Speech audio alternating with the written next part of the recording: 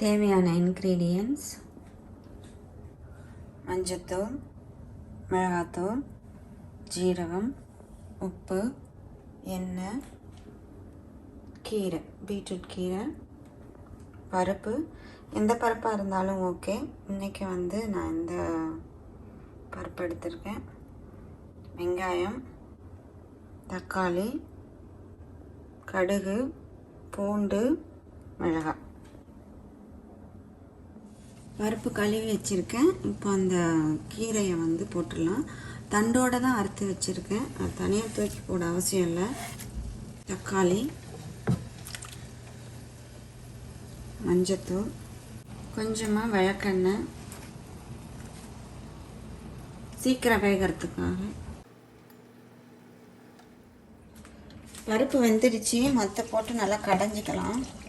பருப்பு, கீரை, தக்காளி, மஞ்சத்தூள், இதுதான் அதில் இருக்குது. தாளிக்கிறதுக்கு எண்ணெய், கடுகு, சில்லி, வெங்காயம், உப்பு, சில்லி பவுடர்,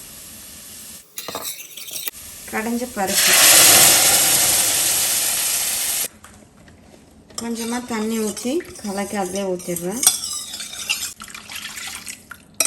பூண்டு, ஜீரகம். நீங்கள் மிக்சியில் கூட அடிக்கலாம். என்கிட்ட இது இருக்கிறதுனால நான் இதை யூஸ் பண்ணுறேன். பூண்டும் ஜீரகமும் இடித்து வச்சுருக்கோம் இல்லைங்களா, அதை அப்படியே போட்டுட்டு ஒரு கொதி விட்டு இறக்கிடலாம். நல்லா கொதிச்சிடுச்சு. சர்விங் பவுலில் சேவ் பண்ணிட்டு சேர்க்கணும்.